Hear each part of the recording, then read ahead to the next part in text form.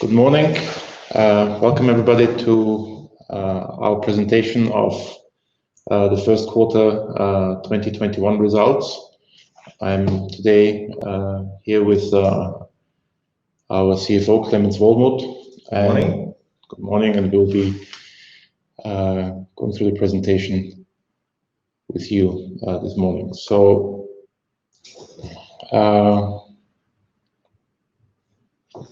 we'll be going through today with, again, a brief for all those of you who may participate for the first time, with a brief explanation of our business model. We will also provide an outline of strategic partnerships that are very important for our business going forward. I'll discuss the strategy and outlook, and then Clemens will walk you through the financials for the first quarter, and we'll then have also room to answer any questions that you may have. So we'll start with our business model. Photon Energy has two divisions. One is solar energy, and the second one is Photon Water. So we'll start with the solar side. Photon Energy is set up to capture the whole value chain and life cycle of photovoltaic power plants. That means we are involved from the inception of projects through our project development activities, all the way to the construction and operation of power plants. So we are developing both utility scale, mostly ground-mounted power plants, and what is becoming more and more important are behind-the-meter installations, which means that solar generation capacity is installed at or very near the point of consumption, very often on roofs, but sometimes also on greenfield. And we have a relatively wide range depending on the markets where we operate in terms of size. So in some markets we develop projects of relatively small sizes, starting with around 300 to 500 kilowatt peak. But we are also involved in the development of power plants that are 100 megawatts and larger, and the largest we were involved in was around 300 megawatts. Once the development, which we do in-house, but also in cooperation with other external developers, is completed, our solutions division is in charge of building the power plants, and this is a service we are also providing to external customers. So on one hand, we are building power plants for our own portfolio, more on that later, but we're also building for external customers. And part of the process is also the procurement of technology, of the components, on the back of which we have also we're also running our distribution business, mainly for modules, also inverters, and going forward there will be more and more batteries, where we supply these components to small installation companies, external EPCs, and on occasion also to developers who are building power plants themselves. The backbone of our activity is investments. So we are turning projects that we develop into power plants for us to be held as equity investors long term. Our investment horizon there is essentially forever.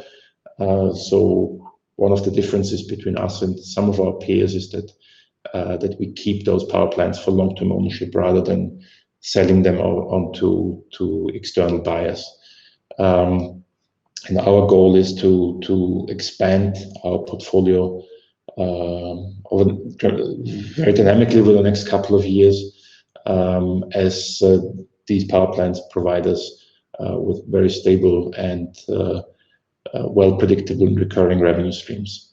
The grid connection of a power plant is only the first step in a very long journey, as power plants, when they're well built and maintained, have a technical life of 25 and 30 years and potentially even longer. And therefore for us, a very important activity and business line is the operations and maintenance PV plants, which we of course do for our own portfolio, but beyond that, we are also serving external customers. And again, this is a business line that provides us with very well predictable and stable revenues and cash flows. Our second business line, which we initiated back in 2017, Photon Water, we are providing various types of services and solutions for water utilities, but also municipalities and corporates.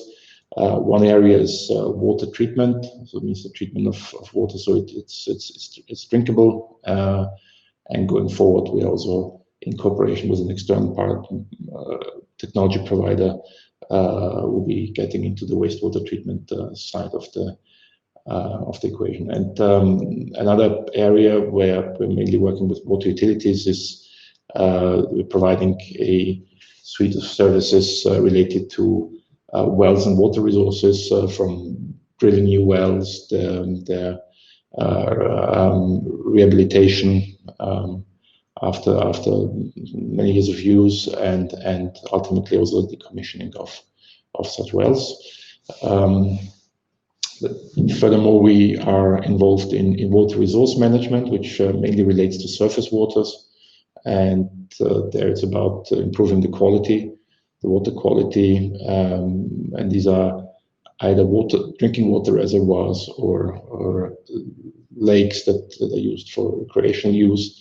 And there we have a particular focus on fighting blue-green algae bloom, which has become a global problem, and is hazardous to health, both in the drinking water context, but also for recreational use. The last line, the last business focus, which is the one area where also our research and development is most intense, is remediation, where we have developed a patent pending technology to clean or remediate groundwater from various types of contaminants, and one of those contaminants that we have a very strong and particular focus at this point, we believe also a significant competitive advantage against other technologies, is the remediation of groundwater from PFAS chemicals. More on that later. Our presence is heavily focused on Central Europe, with Australia being our second core market, but we are providing services to customers across most of continental Europe, and we're also looking at various markets outside these two areas where we are present at the moment. And in terms of project development, our focus at the moment is mainly on the 4 Visegrad countries, so Poland, Hungary, and now again the Czech Republic, with a lesser focus in Slovakia. But the market that is developing very dynamically for us is also Romania. So Visegrad plus Romania is the focus, and then of course also Australia. As mentioned before, the core part of our revenues is coming from our portfolio, which currently stands at 74.7 megawatts, and that will soon, in the next couple of days, grow to 89 megawatts with the commissioning of 2 power plants with 14.6 megawatts of installed capacity in Australia. In terms of operational maintenance, we are servicing more than 300 megawatts of power plants in total. So that is comprised of the 75 that we own, and the rest is external business.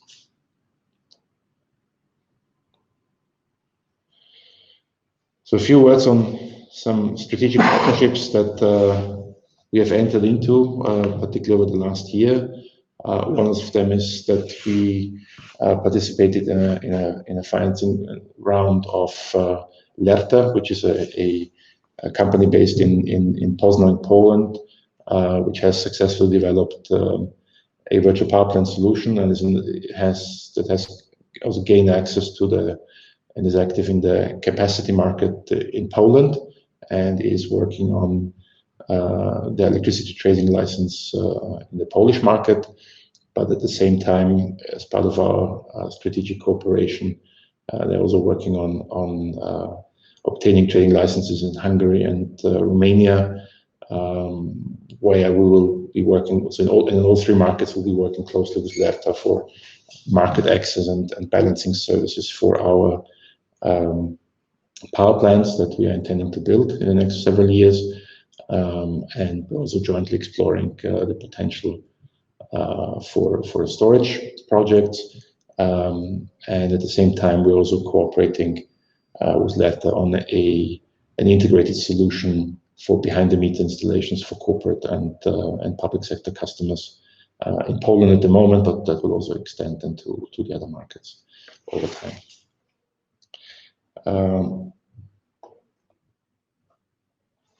The other strategic partnership that is of great value and importance for us is with Raygen. That's an Australian company that has developed a solution combining photovoltaics and concentrated solar.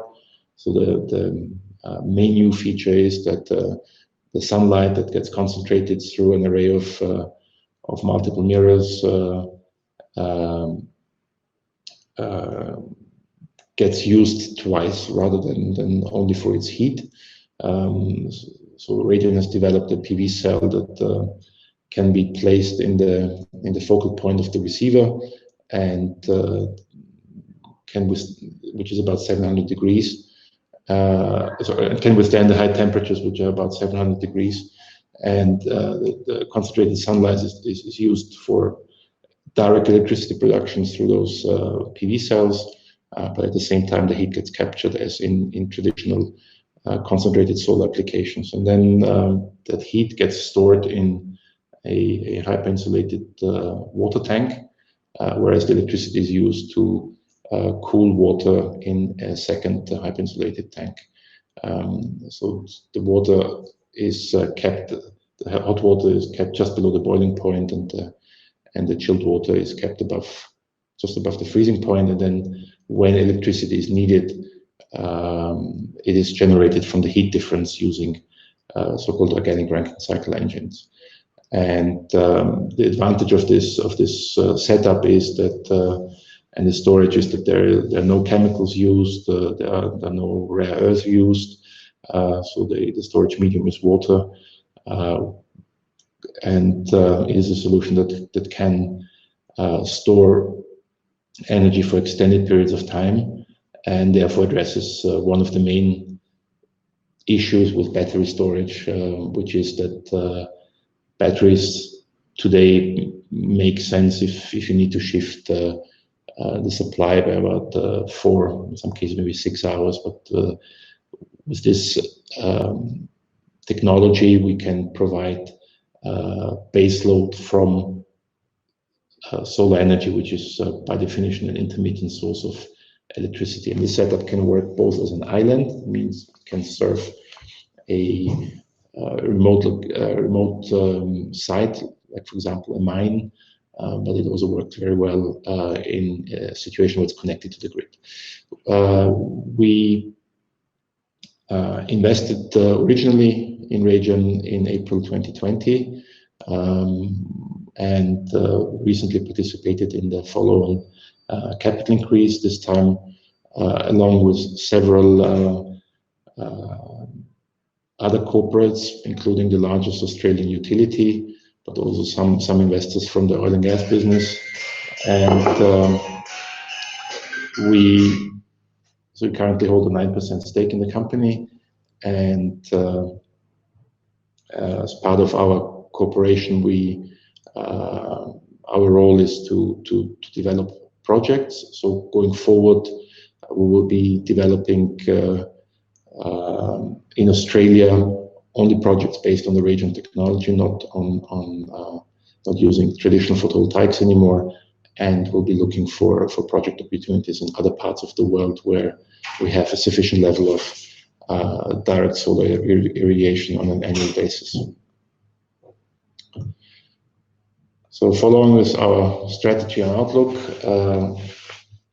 so the key points are coming back to our solar division is to develop a growing pipeline of projects, which, as I just mentioned, in Australia going forward will be mainly focused on radiant projects, whereas in Central Europe, where we do not have enough direct irradiation for the radiant technology, at least at this point, to make it economically viable, we are focusing on PV, and that will be split between utility scale, but also behind the meter applications for dedicated off-takers, using storage technologies wherever it makes economic sense, and that will most likely be batteries. We also plan to further grow our EPC business for external customers, which is mainly focusing in Australia, but we're also working on expanding that in Central Europe. We recently signed an EPC agreement for 1 megawatt roof in Romania, and more will follow soon. We're also working hard to grow our O&M business in the markets where we're already present, but we see a lot of additional opportunity in the fast-growing Hungarian market. The Romanian market is also poised for growth. Not only the pipeline that we have will drive our O&M business there, but we see a lot more interest in the Romanian market, and we also have been on the ground in Poland already for several months, and we believe that we will see our first couple of contracts in the Polish market later this year. And of course, given its dynamics, we see significant potential. And on the technology distribution side, we are currently working on taking that business online with a B2B approach in order to be able to serve a larger group of customers in the markets where we're already present. We are looking at also adding some of the water products from our water division that we want to sell through that platform, but it will also make entry into new geographical markets a lot easier. And on the water side, we see progress in all the segments that I mentioned earlier in introducing this business line, but where we see the most significant potential is in remediating sites that are contaminated with PFAS chemicals. And we currently have, as we've already mentioned before, signed an agreement with the Australian Department of Defence for the cleanup of one of their contaminated sites, an Air Force base. And we are currently in the middle of our pilot phase, where in these days we are starting to inject the reactive material, which is nano iron, and we expect in the next couple of weeks and months to see the confirmation that our technology works not only in reactor test settings, but on a real site, and that would be the door opener for, as we believe, more business from this particular customer, other customers in Australia. Australia being the most aware country with respect to the dangers emanating from PFAS chemicals to human health, with the lowest limits for drinking water and other and food. Then the second most developed market would be North America, which we'll definitely also have a look at. And we also see that the EU Commission and various health agencies in Europe are slowly waking up to the risks emanating from PFAS, and is introducing limits, which, however, are still significantly above the limits in Australia.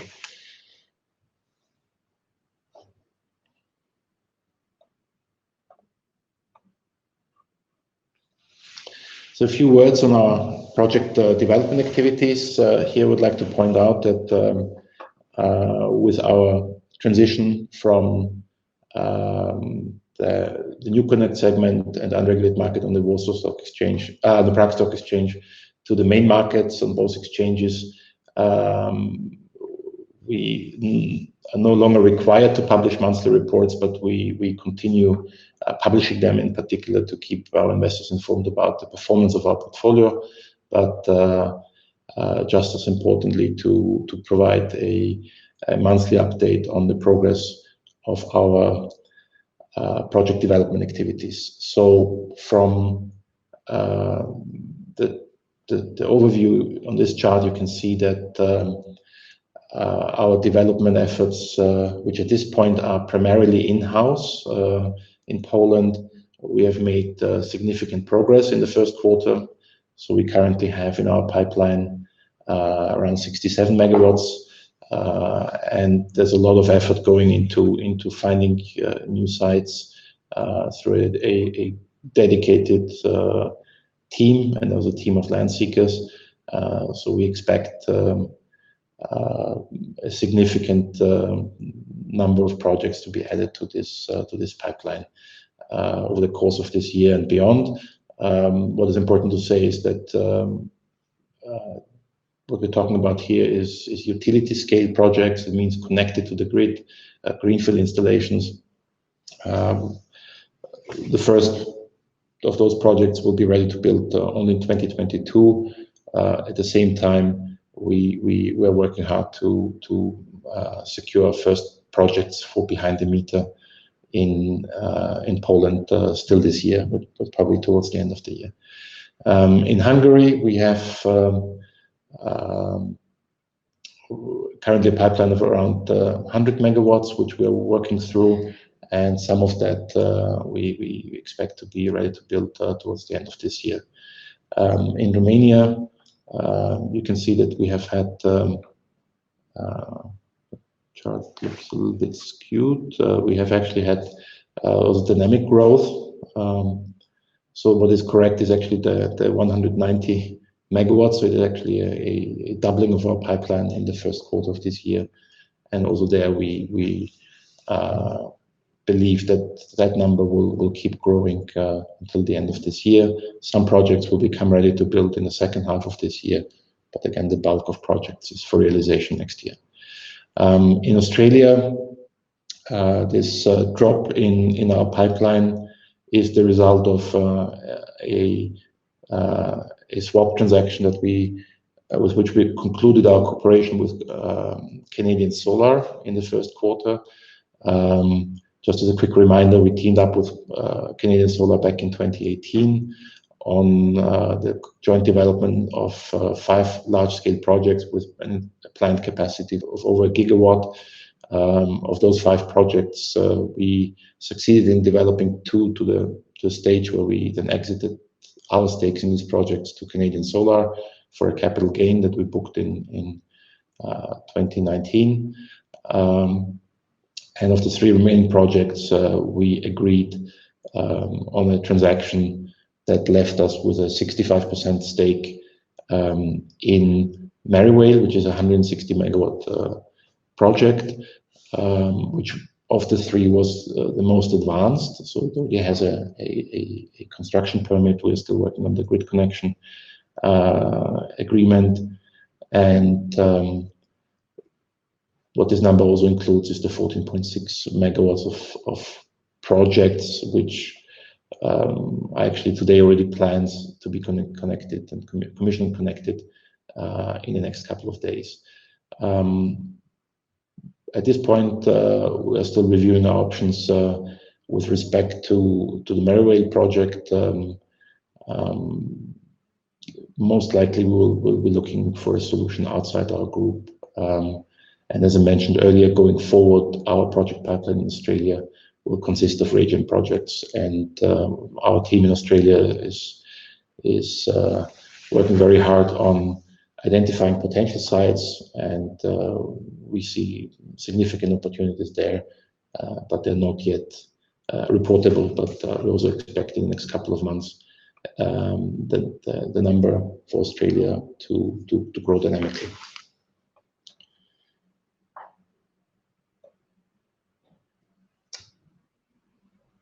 Good. So thank you very much. I'm handing over to Clemens. Good.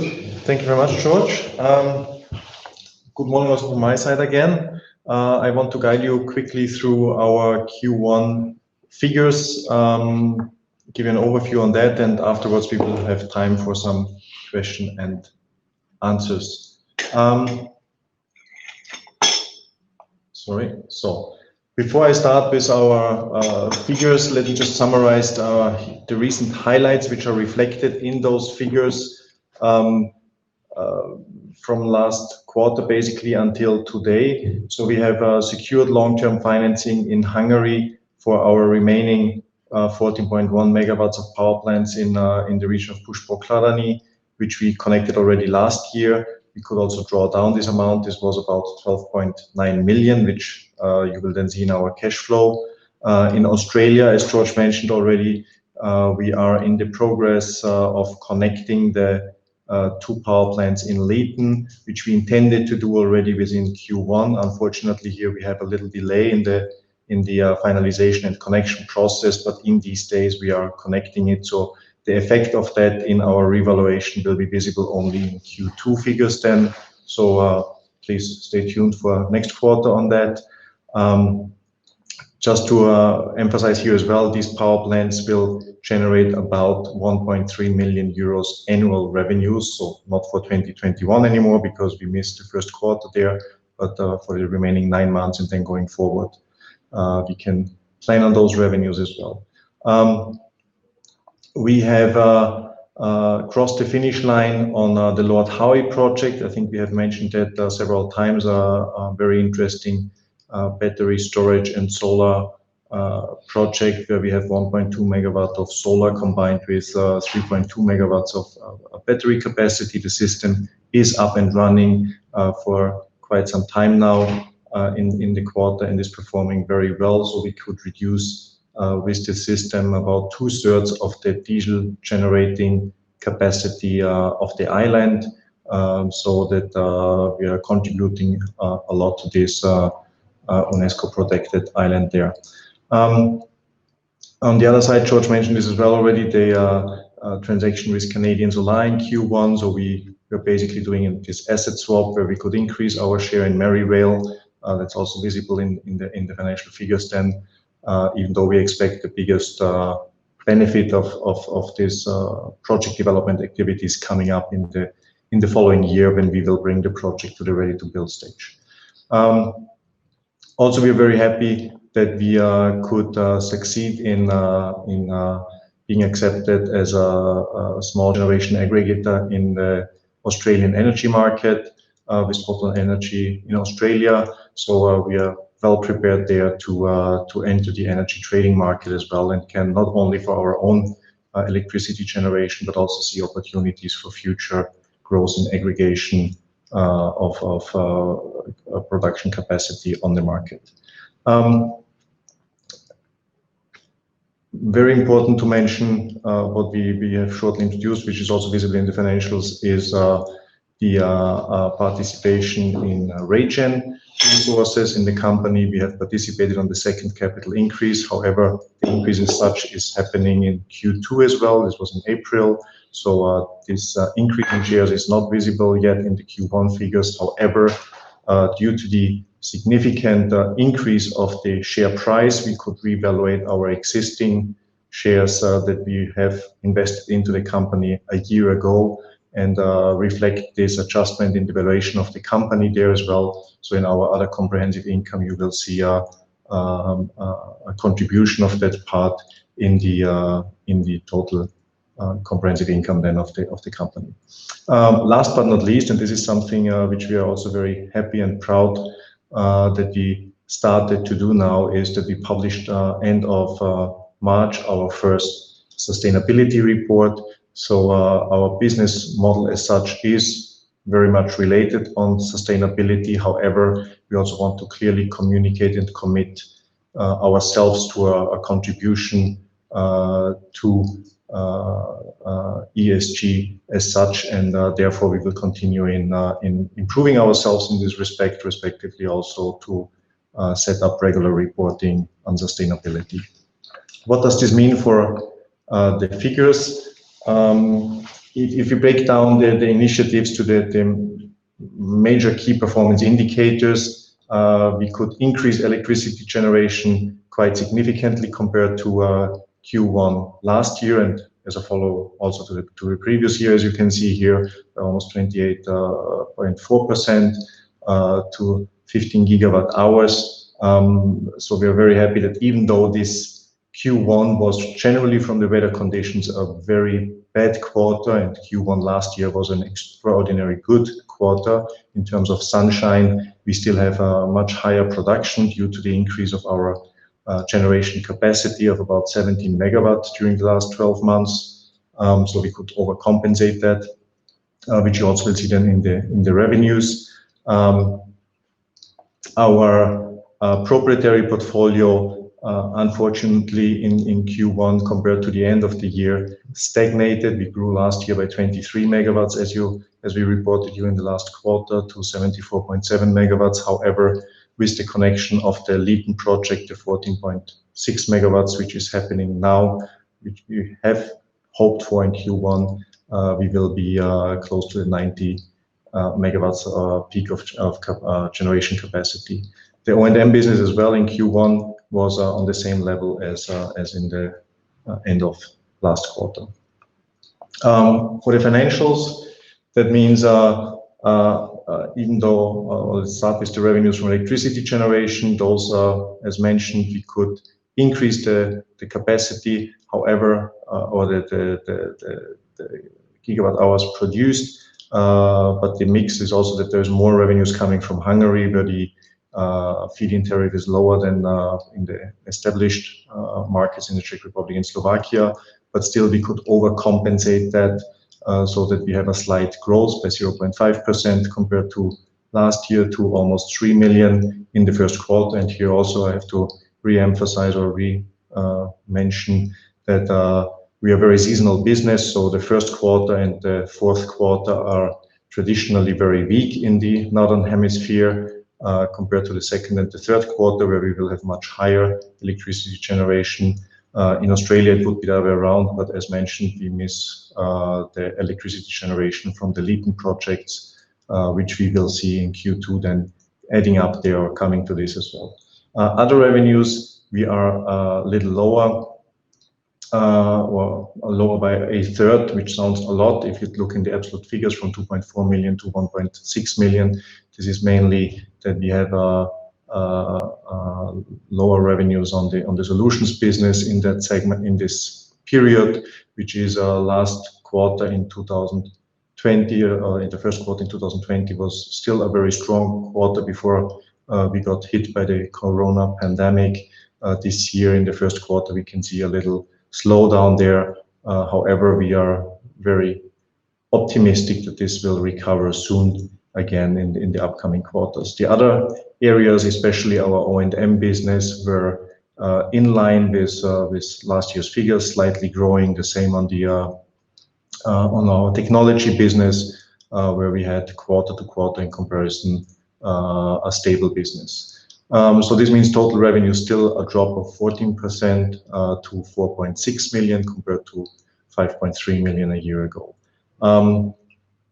That is then also reflected in a drop in EBITDA from 1.4 million to 222,000 euros, since we still have our development cost increased. George has shown you before the figures. I mean, there is a nice result coming from that in terms of that our development pipeline is growing significantly. However, in the P&L, unfortunately, the growth of the pipeline is not yet visible, but we hope very soon that we can turn some of those projects in electricity generation, respectively, others of those into some capital gains that will be then also visible in the P&L in the future. Depreciation and financial expenses, or depreciation was growing as well in line with the connected capacity last year, and financial interest stayed basically the same our financial costs stayed the same. However, our interest cost increased, but we had a positive revaluation of derivatives that the total number was slightly decreasing, which brings us then to a net loss of 3.2 million compared to 1.7 million a year ago. However, we have recorded a very positive total comprehensive other comprehensive income, as mentioned, from the Regen investment we did a year ago in Australia, and that value. Plus, we also have this. If you have followed us over the last quarters, we had last year a very negative impact from foreign currency translation differences to record in our P&L, which were non-realized losses and non-cash losses, but they are to be shown in the financial results and have an impact on the equity. In Q1, there was a positive effect here as well, positive non-realized profit, but to be shown and reflected in the equity end of the day as total comprehensive income, which means that we ended up instead of -4 million last year or -4.3 million last year in the same quarter, with a positive total comprehensive income of plus 1.8 million. That's about the financial statement. On the balance sheet, this is directly reflected the total comprehensive income in the equity, so we could grow our equity a little. Our asset base grew as well to altogether some 170 million euros. This is mainly the addition of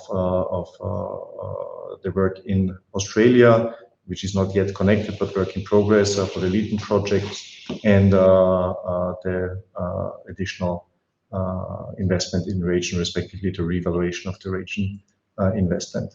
The adjusted equity ratio remained quite stable at 28.4%. So here as well, we have, as we've mentioned, our corridor is that we want to stay with an equity ratio of between 25 and 30%. So to not over leverage the company more, to have a minimum 25%. However, if we see space to accelerate growth, we would increase indebtedness if we come closer to the 30%. Liabilities increased in line with the development. I mentioned before that we have secured financing in Hungary, and we could draw down this as well. So our non-recourse project financing increased there. That is, as mentioned already. If we go to the cash flow, we had a slightly negative operating cash flow in Q1. This is also traditional, I want to say, almost in Q1, Q4, due to the lower revenues. Also, the operating cash flow usually is negative, so this is not really surprising. For us, we had increased investment cash flows. So compared to the first quarter 2020, we invested even a little more, which is mainly related to the Australian Photon projects and to other financial investments that we have taken in Q1. The financing cash flow is extremely positive with 11.5 million compared to -2 million in Q1. Q1 2020, we did not have any drawdowns, we just had repayments of our project financing according to payment plans. In Q1 2021, we had, beside those repayments, the significant increase of drawing down from the Hungarian portfolio. Which means a net change in cash of plus 4.8 million. So basically, we ended the quarter with more cash in the pockets, which is on the one side great or good, because it puts us into the position that we have end of the period a little more than 14 million euros in our accounts, which puts us in a very sound position for the upcoming further developments and investments in power plants that we aim to do still this year. So this is roughly an overview of the financial statements, and now we are happy to answer your questions that you may raise, you have a chat box where you can ask us questions, and we will be happy to answer them to you. Yes, so we already have the first two questions here.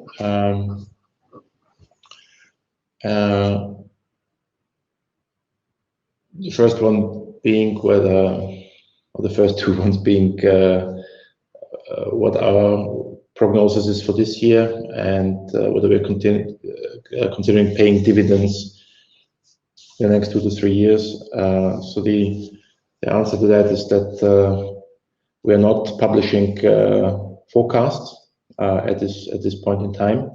It's a policy that we may reconsider at some point, but we're not providing forecasts, neither operating nor financial. And the second question on dividends, our general stance on dividends is that if we have, as a company or as a group, investment opportunities that allow us to deploy capital, invest capital at a higher return than what our cost of capital is, then we'll continue doing so, because we believe that adds value. Once we run out of those options, then we would definitely return capital to shareholders, which of course again can take several forms, dividends being one of them, share repurchases another. So in the horizon of the next 2 to 3 years, we believe that across both our business lines we have significant growth opportunities, and therefore we believe it's rather unlikely that we will be paying dividends in that time frame, or return capital to shareholders in general. And there's a second question. You should mention the guidance going forward. The intent. Well, as I said, we may reconsider our stance on forecasts. So we are currently, this much I think we can say, we're currently reviewing our policy with respect to so there may be some guidance that we may be giving going forward. The next question relates to the potential regulatory changes, I believe, in the Czech Republic. So in the Czech Republic, we own 15 megawatts connected in 2009 and mainly in 2010. And there is a draft legislation currently in Parliament based on a notification of an ex post notification of the Czech support scheme that was in place in the years 2006 to 2012, and which set an acceptable return for a project IRR over the feed-in tariff period for various types of renewables. I think it's known that of all the renewables in the Czech Republic, solar is the most unpopular with the government, and that has expressed itself through the introduction of retroactively set solar levies, which in the first 3 years, in 2011, 12, and 13, were at the level of 26% of revenues, and since 2014, power plants connected in 2010 are subject to a 10% levy of the revenues. Before this currently discussed law went into Parliament, the Czech government decided to or proposed that the acceptable IRR for PV plants would be set at 6.3%, which, depending on how you analyze the financial model, could lead to a relatively significant reduction in the feed-in tariff. Obviously, we're currently at the stage where this draft law has passed the first reading and 2 stages or 2 discussions in the relevant subcommittees in Parliament, and this legislation is now slated for the second reading, which was supposed to take place actually last week. For Domestic political reasons, other topics were more prevalent. So now the second reading has been postponed to the end of May or early June. And we are, of course, closely observing and coordinating certain lobbying steps together with the Solar Association. So based on our current knowledge, there are compromise solutions being discussed, which at the moment there are two, none of which actually includes that worst case scenario of 6.3, but rather a solution that would either remain at the 8.4 for solar, and there are various different levels for other renewable sources, which range from 7% IRR for wind and hydro, all the way to 10.6 for biogas. The second option that's being discussed foresees a unification at the level of 9.5, and both these options also seem to include, again, one-sided punishment of solar investors with an increase of the solar levy by 10%. So at the moment, this is the scenario that appears to be most likely if the law gets passed. I mean, given the delays and bearing in mind that there will be parliamentary elections in the Czech Republic in October, so that essentially whatever doesn't get done by July will not happen. We believe that with every day, the chance that no law will get, or that this law will not get passed, is actually increasing, which would delay a solution of this topic well after the elections, so probably would win us a year or two. So that's a scenario that's growing in likelihood. Should a law be passed that includes an increase in the solar levy by 10%, then of course that would be rather unfortunate, but it's not. It will not be a devastating blow. It's also important to note that the leverage we still have on our Czech portfolio has already dropped to a relatively low level against their value, even if we adjust for the 10%. So yes, it will of course reduce our net revenues from the projects, but it will not be a devastating blow. And based on information we have today, we are quite certain that this worst case scenario will not happen, as a lot of the stakeholders, including the banks that still have significant exposure to PV plants in the Czech Republic, are working hard to avoid that. So, and from the compromise solutions being discussed, as far as we understand, that should not happen. So I think we will have more clarity on this in the next couple of weeks. The next question is relates to our development in Poland. So what capacity we're developing in Poland and how many megawatts we want to submit to the 21 and 22 auctions. So the first question, as you've seen in the presentation, we currently have a pipeline of 67 megawatts, which has grown quite dynamically in the first quarter. Our funnel of sites we're evaluating is significantly larger than that. It's also constantly growing. However, it has to be said that developing PV projects at the moment is almost a national sport in Poland, and so it's highly competitive. So, our goal is to essentially develop as many projects as we can. As I mentioned before, mainly in-house, which also keeps the costs down. We are also in various discussions with developers, but there's one very important element that I think needs to be mentioned, and that is that what we see, the general problem that we have looking at the market in Poland and talking to other developers is that the vast majority of developers actually develops the power plants with fixed structures, south-facing fixed structures, which provide a Gauss curved production profile on a sunny day. And we believe that that's actually the wrong direction.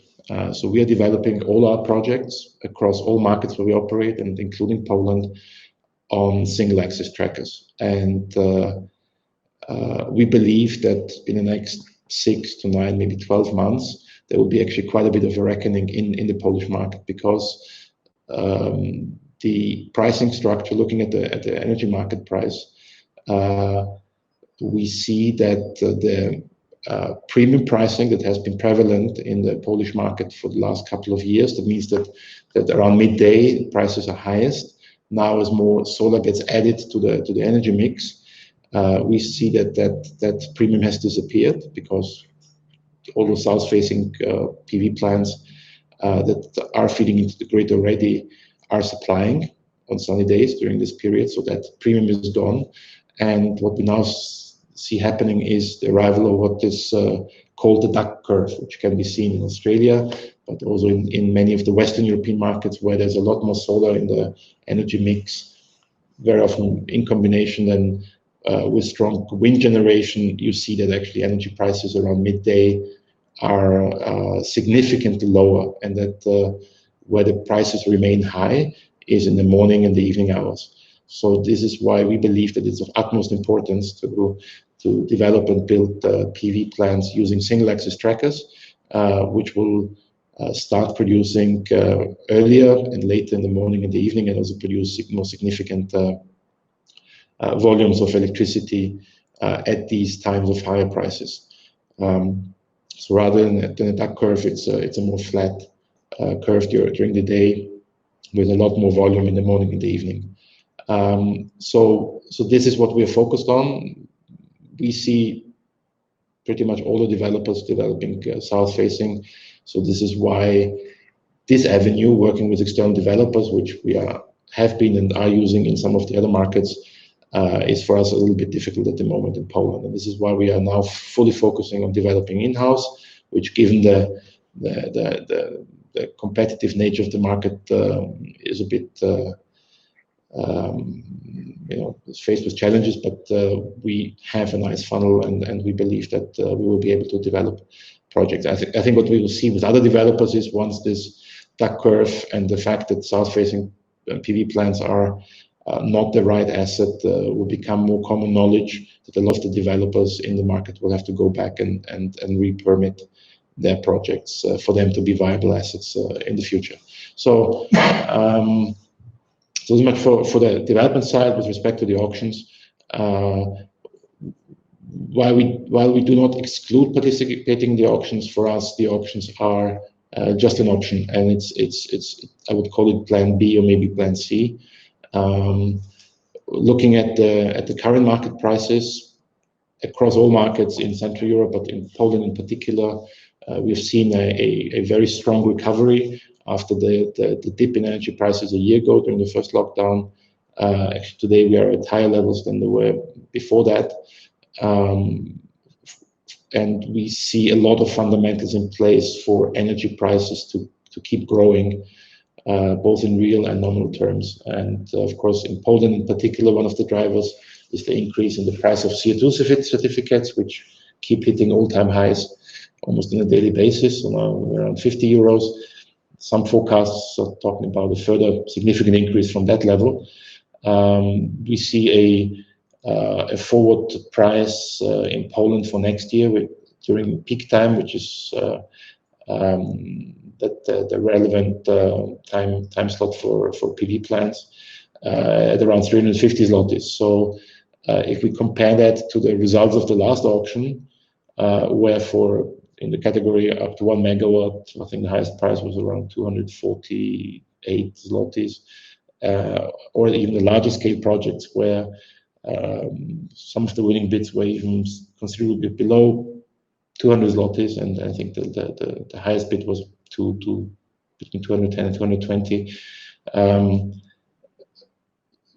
We believe that is not the way to go, and that taking a market-based approach is much more interesting.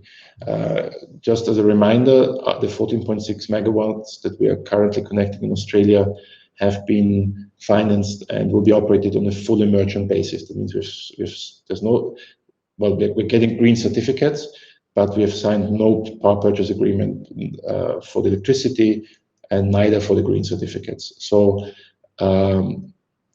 we believe that of course that question is linked to the project financing and its terms.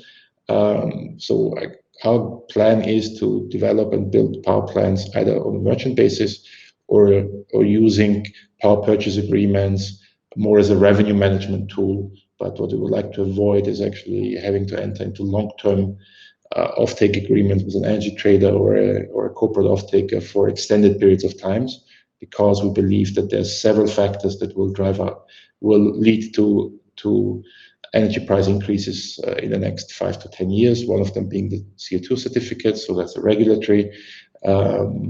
We believe that, and it's a bit of a crystal ball particularly about the timing, but clearly the move towards e-mobility will increase the demand for electricity. Also the disappearance of traditional energy sources, mainly coal-fired power plants across Europe in the next couple of years. And last but not least, looking at the money printing happening globally, we believe that also more significant inflation will not miss us in the next, maybe even much more short term than most of us believe. So the combination of these three factors leads us to believe that energy prices in nominal terms for sure will still have a quite significant way to go, and therefore capping our upside for extended periods of time does not look like the most value enhancing strategy for us. The projects we're developing will have a levelized cost of energy that make them competitive, actually more than competitive at current market levels. And we also believe that PV plants are actually a very nice asset to protect against inflation. And by selling primarily into the market, we also minimize our credit risk on the off-taker side. So this is what we believe to be the best course of action. So coming back to the question, auctions, we may, but I don't. It is really not something we are that we are glued to, or that is decisive on how much of our project pipeline in Poland will actually get then put into operation, that we are relying on success in auctions, which again are extremely competitive. So that's a game we don't want to get involved in. So we have. I guess maybe this also counts for the other markets, because we can see here is a question also about Romania and the approach there. Okay, yeah. So the last. Sorry, we can stream.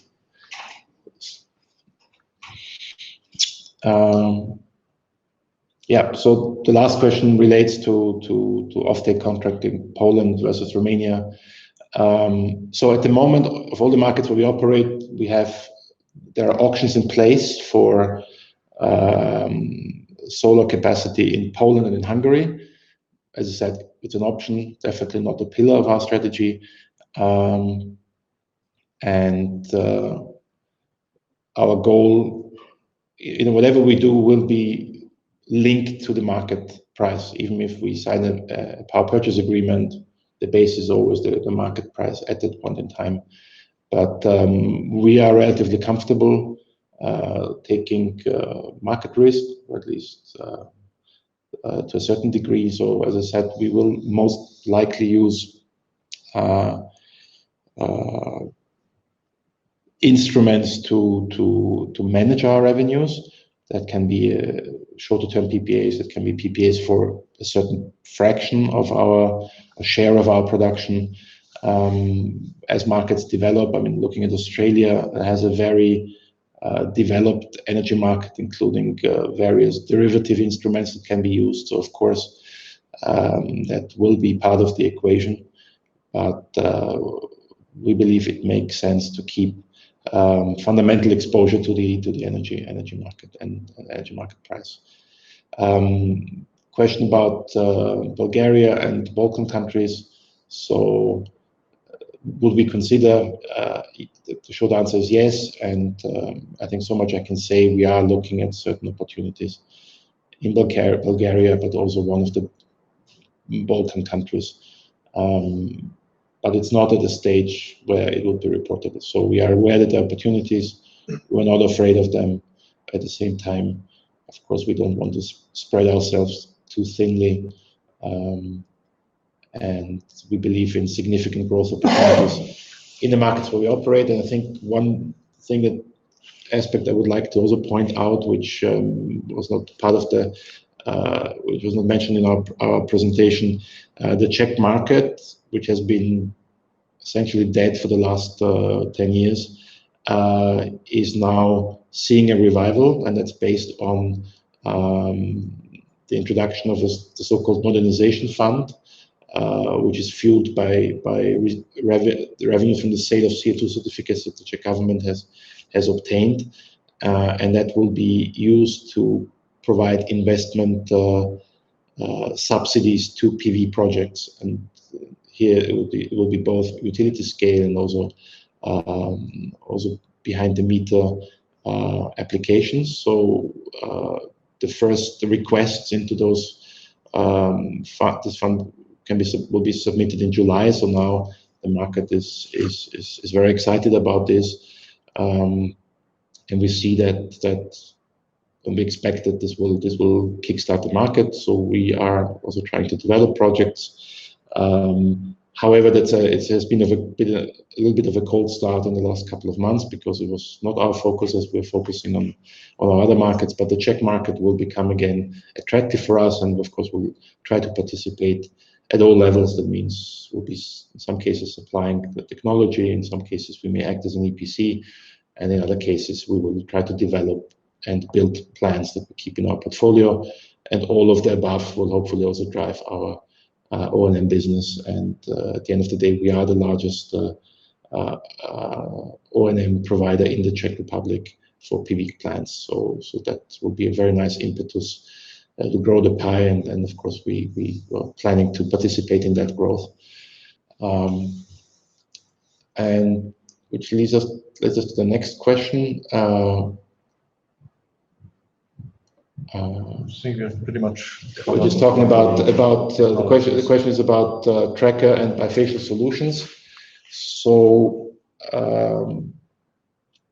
first of all, we believe that using trackers is absolutely necessary, given the dynamics in energy markets and the price development. We have already built in Hungary by now about 18 megawatts on trackers. Some of those, so on the 10 power plants that we connected in November, so 10 times 1.4, 5 of those have been built using monofacial, and the other 5 have used bifacial modules. So we are currently studying the bifacial effect. The direction of travel seems to be towards bifacial. However, we need to observe it in real life on a like-for-like basis. I think what I also need to mention here is that with our technical approach is to overbuild relatively aggressively. So on 1 megawatt of grid capacity, we are putting up to 1.4 megawatts of PV modules, which means that during times of very high radiation, we're actually cutting off and therefore losing some of the energy. So those losses, again, depending on the situation, equal to about 3 to 4% of annual production. But on the upside, we have a much faster start in the morning and longer production in the evening and higher volumes when the irradiation is still relatively low. And price is expected to be higher. And the price is expected to be higher. So, and what we are seeing is that, and it's now already quite technical, what we're seeing is that during that overbuild, that additional kicker coming from the bifacial in times of high radiation is actually lost. And so we benefit only through a certain percentage of hours during the year, rather than having the full effect. So in other words, if we were building with a DC to AC ratio, so installed capacity versus grid connection of 1:1, the bifacial effect would be much stronger. So as we are now designing our future projects, we're looking at using bifacial and reducing the overbuild factor. So it's a bit of a work in progress, but clearly bifacial is now being adopted and used by many more EPCs and developers. And as a general rule, the benefit, which is the additional production coming from light hitting the backside of the modules, is stronger on trackers than on fixed installations. But we know that there are also EPCs putting bifacial modules on fixed structures. But on trackers, the effect, particularly in the morning and the evening when there's more space behind the trackers when they're tilted, is higher. Good. I think. So if there are no more, well, as a general rule, if there are any more questions, of course, please email us on ir@photonenergy.com. We're happy to answer them. And to conclude, we'd like to thank you for your attention and your interest in our company. And we're looking forward to our next presentation 3 months down the road, and when we hope to be able to show you numbers that, particularly due to the seasonality of our business, will look more encouraging. It's always first quarter is always difficult because of our seasonality, and we believe that we'll also be able to report significant progress on our development activity, and looking forward to that. Thank you very much. Thank you very much. Have a nice day. Bye-bye.